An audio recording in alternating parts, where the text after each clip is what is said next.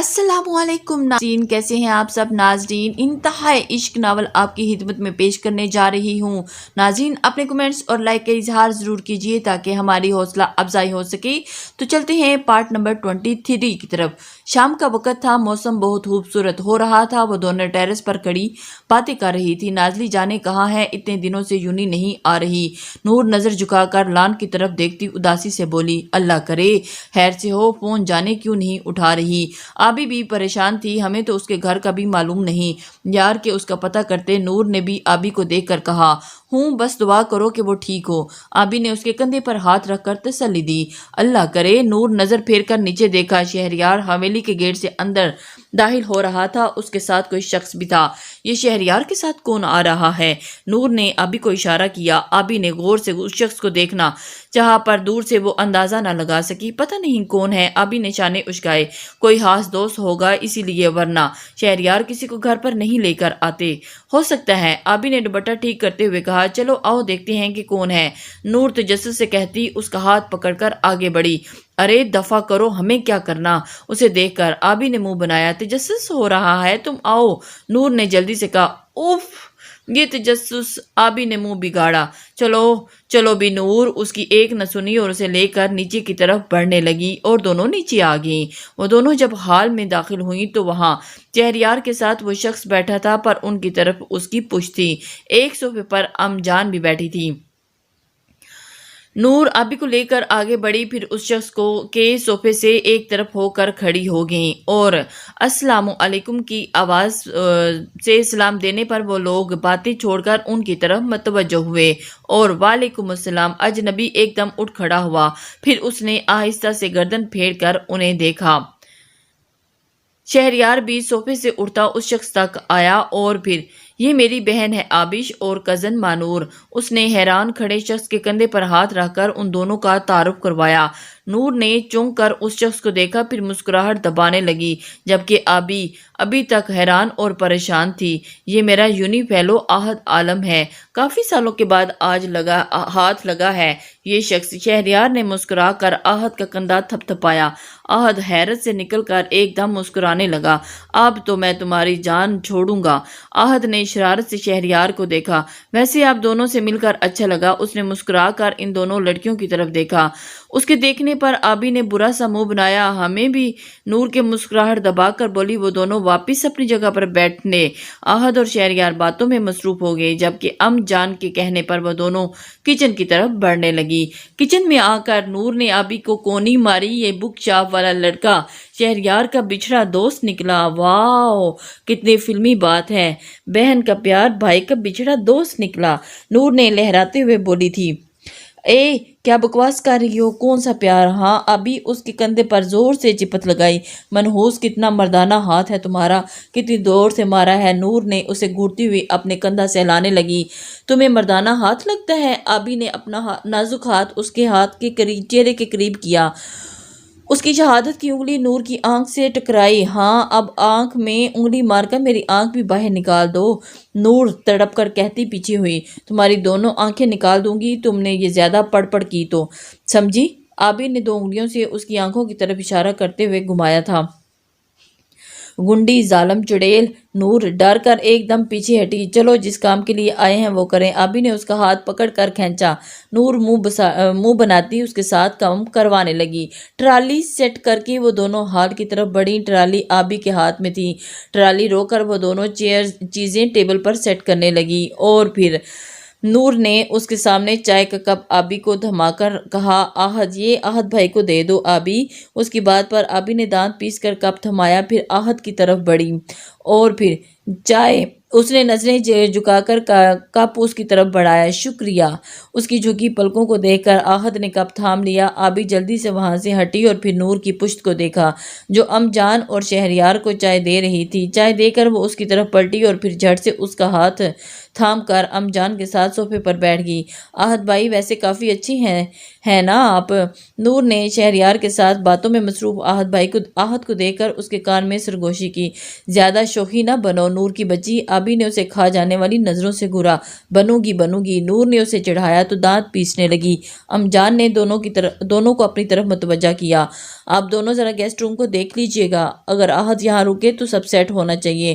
ام جان نے آہستہ آواز میں کہا۔ جی ام جان۔ آبی نے سر ہلایا، پھر نور کا ہاتھ تھام کر اسے لیے وہاں سے نکلی۔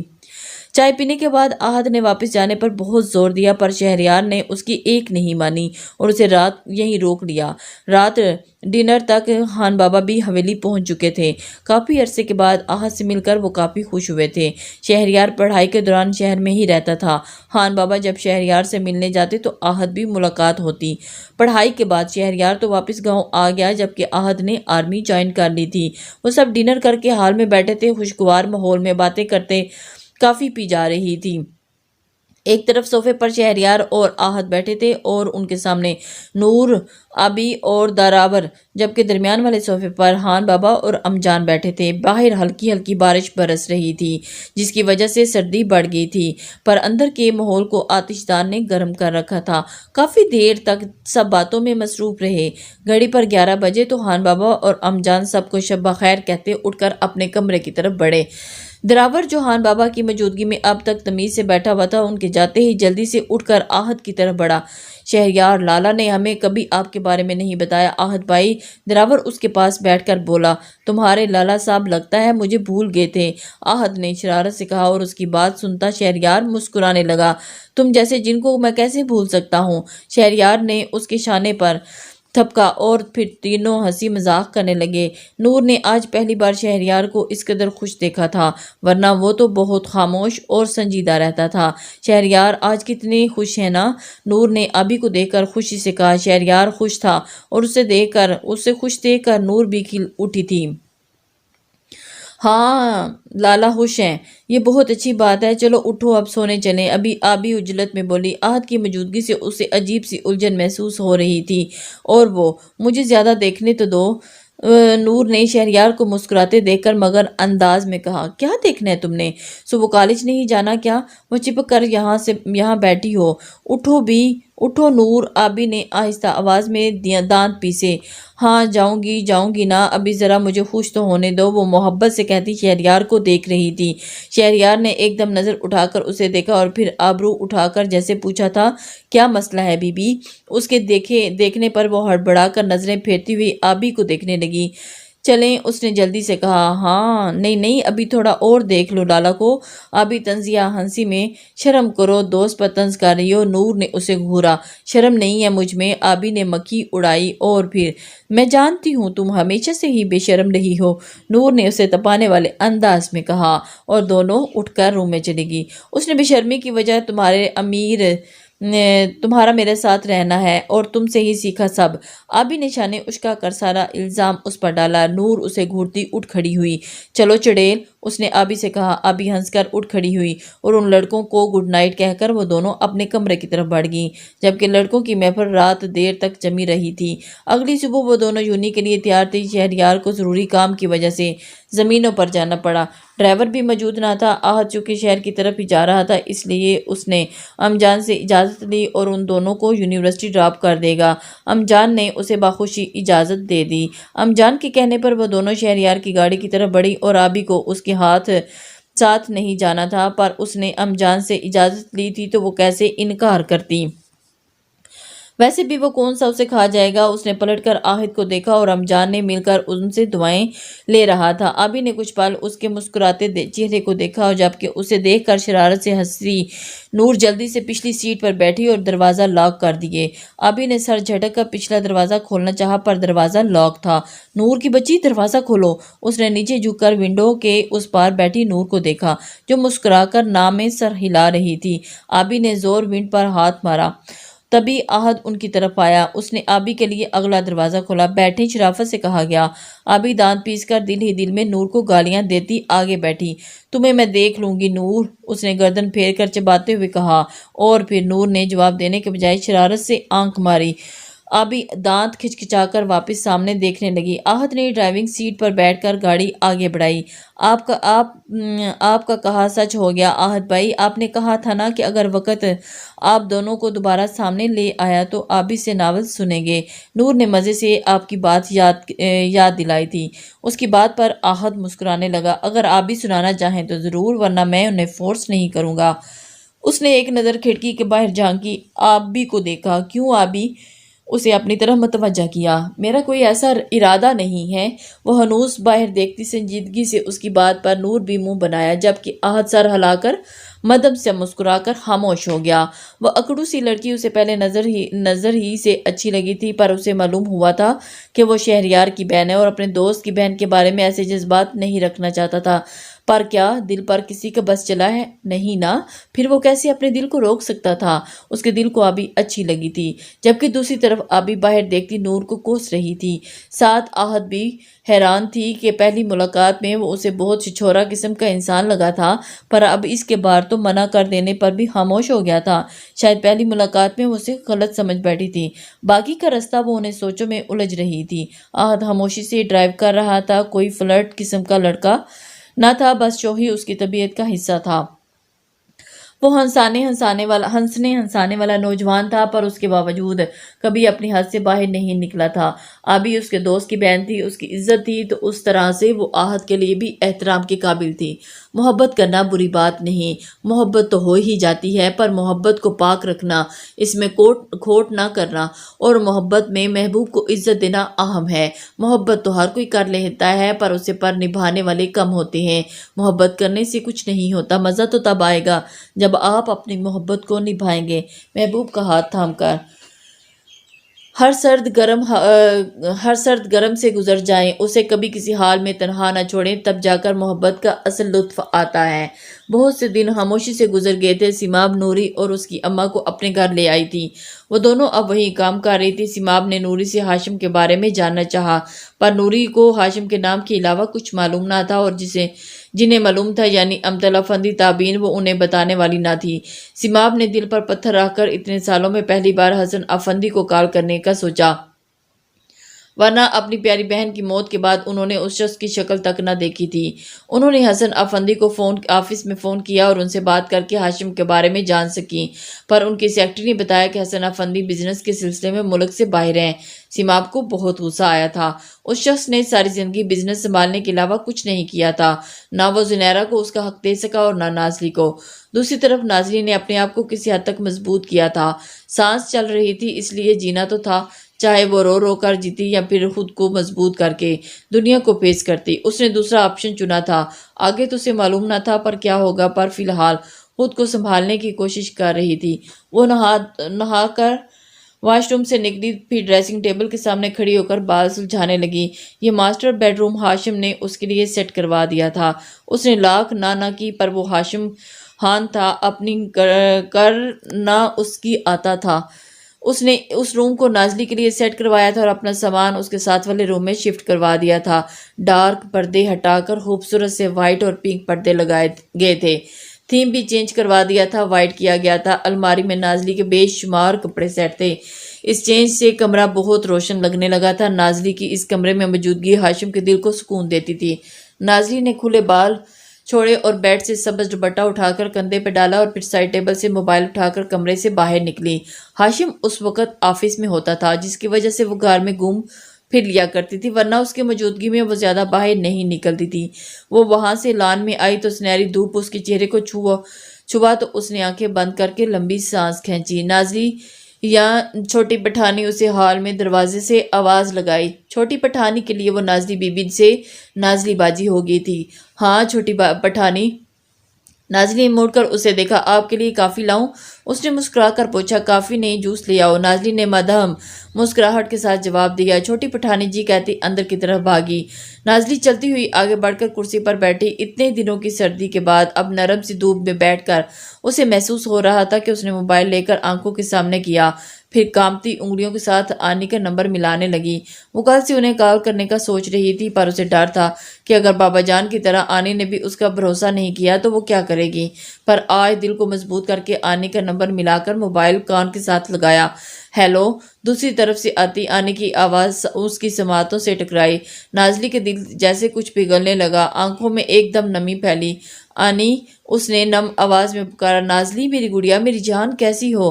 کہاں ہو تم؟ سیماب تیزی سے بول رہی تھی۔ میں ٹھیک ہوں آنی۔ اس نے منہ پر ہاتھ رکھ کر اپنی سسکی دبائی تھی۔ کہاں ہو میری جان؟ مجھے بتاؤ، میں ابھی تمہیں لینے آتی ہوں۔ سیماب نے اجلت سے کہا۔ ان کا بس نہیں چل رہا تھا کہ وہ نازلی کو کسی طرح بھی اپنے سامنے لے آتی۔ میں یہ آپ کو نہیں بتا سکتی، اس نے روندی ہوئی آواز میں کہا۔ کیوں گڑیا؟ سیماب پیار سے بولی۔ آپ کو معلوم ہے نا آنی کہ کیا کچھ ہوا تھا؟ سب نے مجھ پر کیا کیا الزام لگائے۔ آپ کو کیا ان سب باتوں پر یقین ہے؟ مجھے صرف اپنی نیلی آنکھوں والی گڑیا پر یقین ہے۔ مجھے معلوم ہے کہ میری نازلی کبھی کچھ غلط نہیں کر سکتی، سیماب نے اتنے لہجے میں کہا، اور نازلی کی آنکھوں سے شدت سے آنسو گرنے لگے۔ سب نے مجھے غلط سمجھا آنی، بابا جان نے بھی میرا بھروسہ نہیں کیا، وہ رو رہی تھی۔ اور کسی کو ہو نہ ہو پر مجھے تم پر بھروسہ ہے میرا بچہ۔ سیماب کے لہجے میں محبت اور دکھ تھا۔ نازلی بنا کچھ کہے روتی گئی۔ اور اچھا بس اب رونا نہیں، بتاؤ تم کہاں ہو، میں لینے آتی ہوں۔ میں نہیں آ سکتی آپ کے پاس آنی، نازلی نے اداسی سے کہا۔ کیوں؟ پوچھا گیا۔ وہ شخص مجھ سے خود سے دور نہیں جانے دے گا۔ نازلی ہاشم کو اچھے سے جانتی تھی، وہ اسے کہیں جانے نہیں دے گا، اور خود چلی بھی گئی تو وہ اسے کیسے بھی ڈھونڈ نکالے گا۔ اور وہ شخص ہے کون؟ سیماب نے اسے ضبط کیا۔ وہ نہیں، میں نہیں جانتی، بس وہ میری زندگی میں آندھی کی طرح آیا اور سب کچھ تہس نہس کر دیا اس نے۔ آنی، مجھے ایڈریس بتاؤ، تمہیں لینے نہیں پر میں تم سے ملنے تو آ سکتی ہوں نا؟ وہ اسے اس کا ایڈریس پوچھ رہی تھی۔ جی پر ابھی کچھ نہیں، ابھی نہیں، کچھ دن بعد، نازلی نے مدھم آواز میں کہا۔ وہ پہلے ہاشم سے بات کرنا چاہتی تھی، اسے ڈر تھا کہ کہیں آنے کے یوں اچانک آ جانے پر وہ بھڑک نہ جائے۔ اوکے گڑیا، سیماب نے لمبی سانس کھینچی۔ نازلی نے انہیں ایڈریس بتا دیا تھا، پھر گھر میں سب کا پوچھنے لگی، اور اسے خوشی ہوئی کہ آنی نے نوری کو اپنے گھر لے آئی تھی۔ اور کچھ دیر کے بعد اس نے کال کاٹ دی۔ وہ خاموشی سے بیٹھی تھی جب چھوٹی پٹھانی جوس لے کر آئی۔ نازلی باجی، اس نے گلاس ٹیبل پر رکھا۔ ہوں۔ نازلی نے اسے دیکھا۔ آپ رویا مت کریں، مجھے اچھا نہیں لگتا، وہ منہ بسور کر بولی۔ نازلی نے اثبات میں سر ہلا کر محبت سے اسے دیکھا۔ اس کے اپنے پرائے ہو گئے تھے اور پرایوں نے اسے اپنا بنا لیا تھا۔ چھوٹی پٹھانی ابھی اور بھی باتیں کرنے کے موڈ میں تھی جب دور کھڑی گلجان نے اسے آواز لگائی۔ چھوٹی پٹھانی، ادھر آؤ۔ اف، بورے بلا رہی ہے، میں ابھی جاتی ہوں، آپ سے بعد میں بات کروں گی، وہ ایک ہی سانس میں کہتی وہاں سے بھاگی تھی۔ نازلی نے مسکرا کر اسے جاتے دیکھا اور پھر خاموشی سے جوس پینے لگی۔ اس نے جوس پی کر گلاس میز پر رکھا، تبھی مین گیٹ کھلا اور ہاشم کی گاڑی اندر داخل ہوئی۔ نازلی نے گردن پھیر کر دیکھا، اور کچھ گھنٹے پہلے ہی تو گیا تھا، پھر اتنی جلدی کیسے واپس آ گیا؟ نیوی بلو سوٹ، آنکھوں پر گلاسز لگائے وہ گاڑی سے باہر نکلا تھا، پھر کام والے لڑکے سے کوئی بات کرنے لگا۔ نازلی کچھ پل اس کی طرف دیکھتی رہی اور پھر سر جھٹک کر سیدھی ہو کر بیٹھی۔ ہاشم نے ملازم کو کار سے سامان نکالنے کا کہا، پھر دور بیٹھی نازلی کو دیکھ کر قدم اس کی طرف بڑھائے۔ تجھ کو دیکھوں تو نظریں نہ ہٹانا چاہوں، ایک نظر میں ٹھہر جاؤں زمانہ چاہوں۔ السلام علیکم، اس نے پاس آ کر سلام کیا۔ وعلیکم السلام، نازلی نے مدھم آواز میں جھکے سر کے ساتھ جواب دیا۔ ہاشم نے کرسی کھینچ کر اس کے بالکل قریب رکھی، پھر اس پر بیٹھ کر گلاسز اتار کر ٹیبل پر رکھے، اور اس کے اتنے قریب بیٹھنے پر نازلی اپنی کرسی پیچھے کرنے لگی، جبکہ ہاشم نے ہاتھ بڑھا کر کرسی کی سائیڈ کو تھام کر اسے ایسا کرنے سے روکا۔ اوپر دیکھو، اس کی جھکی آنکھوں کو دیکھ کر بولا۔ کیوں؟ نازلی نے چہرہ پھیر کر جواب دیا۔ آپ میری طرف دیکھیں گی مسز ہاشم، یا میں خود آپ کا حسین چہرہ تھام کر اوپر کروں؟ سنجیدگی سے کہا گیا، دھمکیاں مت دیا کریں ہر بات پر۔ نازلی نے جھٹک سے سر اٹھا کر غصے سے کہا، تم روئی ہو؟ وہ اس کی گلابی آنکھوں کو دیکھنے لگی۔ رونے کے علاوہ میری زندگی میں اور ہے ہی کیا؟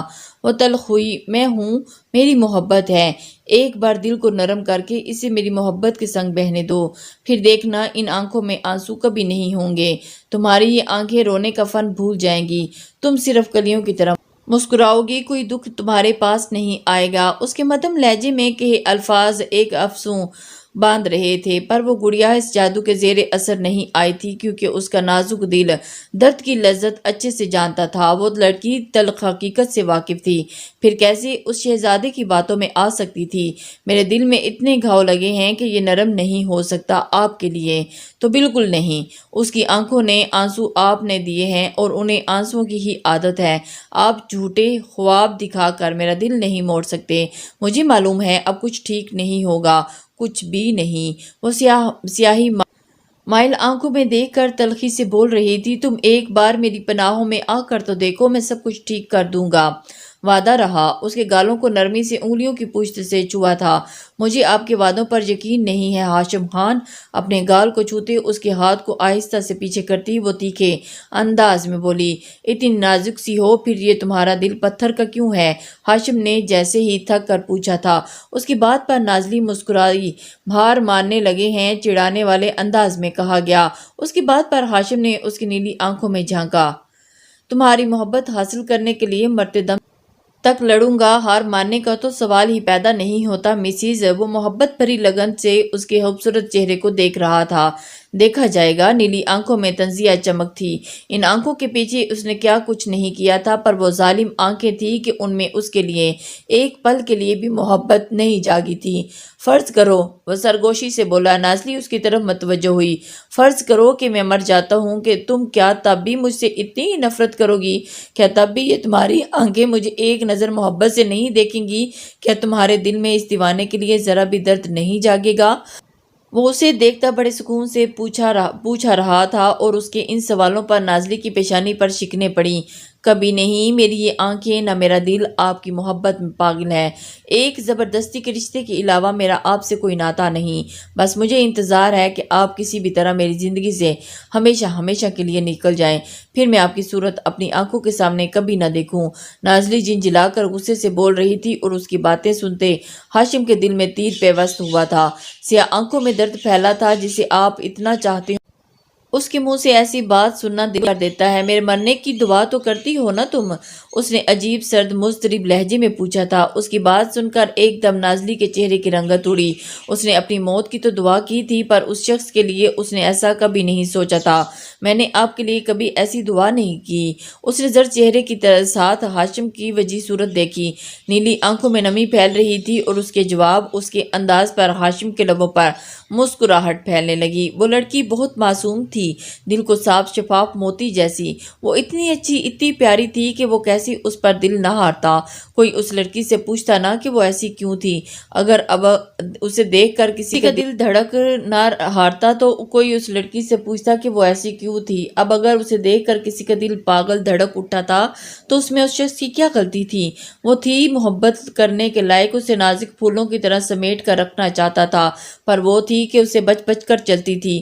وہ دن بدن جتنا اس کے قریب جانتا جا رہا تھا، وہ اتنی ہی اس کے سانسوں سے بسنے لگی تھی۔ وہ اس کے وجود میں خوشبو بن کر لپٹ رہی تھی، اور اس کے دل کو اپنی مٹھی میں قید کر رہی تھی۔ میں نے واقعی کبھی ایسی دعا نہیں کی۔ نازلی نم آنکھوں کو جھکا کر ہاتھ مسلنے لگی۔ ہاشم کی بات اسے بے چین کر دیا تھا۔ اچھا، ہاشم اس کا گال تھپک کر کہتا اٹھ کھڑا ہوا، آؤ تمہارے لیے کچھ چیزیں لایا ہوں، آ کر ذرا دیکھو۔ اس کا ہاتھ پکڑ کر اٹھاتا اسے لے کر آگے بڑھنے لگا۔ نازلی سر جھکائے اس کے ساتھ چل رہی تھی۔ وہ کیا اسے قدر بری لڑکی سمجھ رہا تھا؟ اسے کیا لگ رہا تھا وہ اس کی موت کی دعا کرتی ہوگی؟ ہاشم کی بات اس کے دل کو دکھا تھا، بھلے وہ کتنی اذیت میں ہو، پر دوسروں کے لیے بری دعا کبھی نہیں کرتی۔ یہ بات اس کے دل کو گوارا ہی نہ تھی۔ ہاشم اسے لے کر سیڑھیاں چڑھتا دوسرے فلور پر آیا، پھر آگے بڑھ کر ایک دروازہ کھول کر اندر قدم رکھا۔ یہ دیکھو، اس کی بات پر نازلی نے سر اٹھا کر دیکھا تو اس کی نظریں حیران رہ گئی۔ وہ بڑا سا کمرہ تھا۔ دروازے پر دیوار جس کے پاس وہ کھڑے تھے اسے چھوڑ کر باقی تینوں گلاس واز تھیں، جس سے پردے ہٹائے ہوئے تھے۔ سنہری دھوپ چھن کر گلاس واز سے ہوتی کمرے کو سونے جیسی چمکا دے رہی تھی۔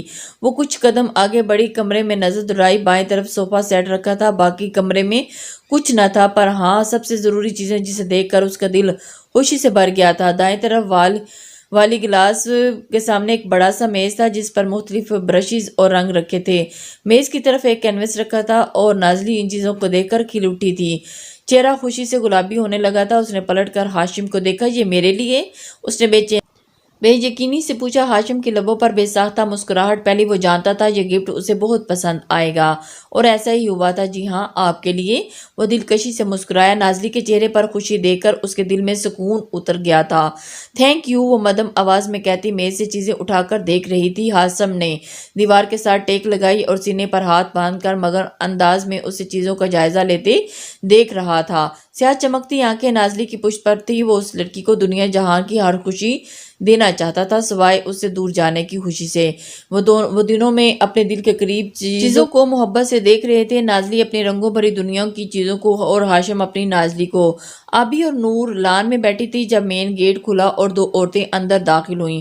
وہ دونوں میزبان ہونے کے ناطے جلدی سے اٹھ کر ان کی طرف بڑھنے لگی، انہیں سلام کیا اور پھر ساتھ لیتی اندر کی طرف بڑھی۔ جانے وہ دونوں کون تھی؟ لباس تو کسی اچھے گھرانے کی ہی لگ رہی تھی، پر وہ لوگ انہیں نہیں جانتی تھی۔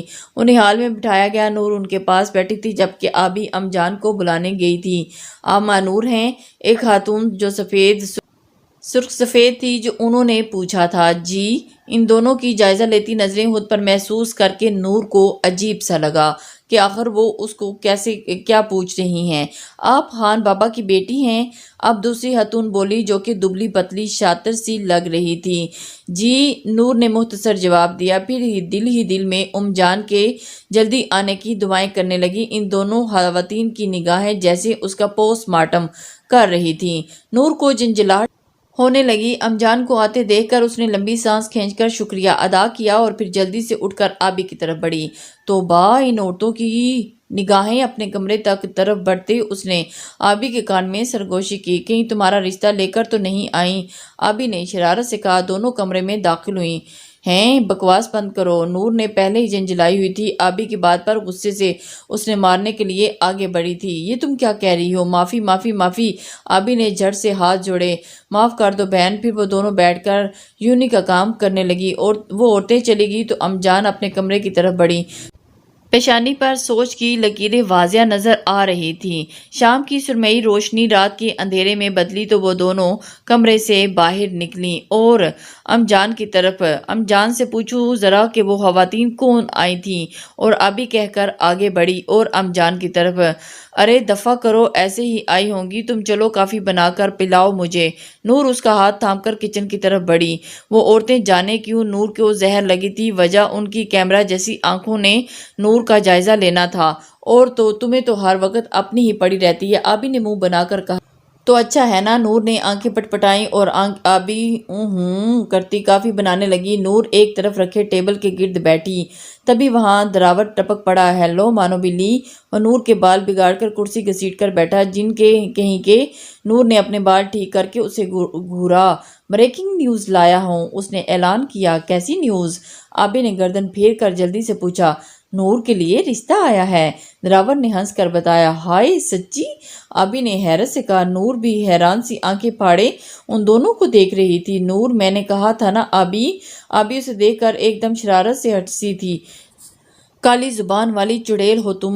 نور نے دانت پیس کر کہا۔ دراور اور آبی اس کی باتوں پر کہکا لگایا۔ نور تپ کر اٹھ کھڑی ہوئی۔ کہاں جا رہی ہو؟ دراور نے ہنسی روک کر پوچھا۔ ام جان سے پوچھنے۔ تمہاری باتوں کا مجھے ذرا بھروسہ نہیں، وہ غصے سے کہتی کچن سے باہر نکلی اور ام جان کی طرف۔ ہاں ہاں، جا کر پوچھ لو۔ دراور کی مسکراتی آواز نے اس کا پیچھا کیا تھا۔ وہ سر جھٹک کر آگے بڑھی، کوریڈور سے گزر رہی تھی جب سامنے آتے شہریار کو دیکھ کر رکی۔ شہریار چلتا ہوا اس کے قریب آیا۔ نور کو لگا تھا کہ وہ آگے بڑھ جائے گا، پر اس کا راستہ روک کر کھڑا ہوا۔ آج بہت خوش ہوگی نا تم؟ اپنے سنجیدہ سے کہا اور نور نے سوالیہ نظروں سے اسے دیکھا۔ کیوں؟ اس نے شہریار کو دیکھ کر آبرو اٹھایا۔ مجھے نیچا دکھا کر؟ اس نے دانت پیسے۔ میں نے آپ کو کب نیچا دکھایا؟ نور حیران اور پریشان تھی۔ ابراہیم کو کب سے جانتی ہو؟ جو اس نے اپنا رشتہ بھیج دیا تمہارے لیے؟ چبا کر وہ لال آنکھوں سے بولا۔ کون ابراہیم؟ الجھی تھی۔ اس نام کی شخص سے تو وہ واقف ہی نہ تھی، اور وہ تو جانتی بھی نہیں تھی کہ ابراہیم کون ہے۔ ڈرامہ مت کرو، اپنی دوست کی شادی میں اسے ہنس ہنس کر باتیں کر رہی تھی تم۔ شہریار کے لہجے میں جلن تھی۔ نور اس کی بات سن کر دماغ پر زور ڈالا تو اسے وہ شخص یاد آیا۔ وہ اوہ وہ شخص جس نے مجھے جھمکا اٹھا کر دیا تھا، نور نے جلدی سے پوچھا۔ مجھے کیا معلوم جھمکا دیا تھا کہ دل وجن جلایا، ویسے کب سے ملاقاتیں کر رہی ہو اسے، کب سے جانتی ہو اسے؟ اس نے ایک دم سپاٹ لہجے میں پوچھا۔ میں اس شخص کو نہیں جانتی شہریار، میرا اس سے کوئی واسطہ نہیں، نور نے اس کی آنکھوں میں آنکھیں ڈال کر کہا۔ ہے ہر مجرم پکڑ جانے کے بعد یہی کہتا ہے، وہ غصے سے بولا اور اس کی بات پر نور جل بن گئی تھی، وہ سوچ بھی نہیں سکتی تھی۔ اچھا ٹھیک ہے، جانتی ہوں، میں اس شخص کو ملاقاتیں بھی کرتی تھی، آگے بھی ملوں گی اور شادی بھی اسی سے کروں گی، جو بھی کروں اس سے آپ کو کیا مسئلہ؟ وہ تب کر بولتی چلی گئی۔ اس کی بات پر شہریار غصے سے آگے بڑھا، نور ایک دم پیچھے ہوتی دیوار کے ساتھ جا لگی، وہ اس کے قریب رکا۔ تمہارا مجھ سے کوئی اور رشتہ ہو نہ ہو، پر تم اس گھر کی عزت ہو، خان بابا کی بیٹی ہو، اور خان بابا کی عزت پر میں آنچ نہیں آنے دوں گا۔ وہ آہستہ سے آواز میں گرایا، اور آگے اگر تم نے کچھ بھی الٹا سیدھا کیا تو میں تمہارا گلا دبا دوں گا، سمجھی؟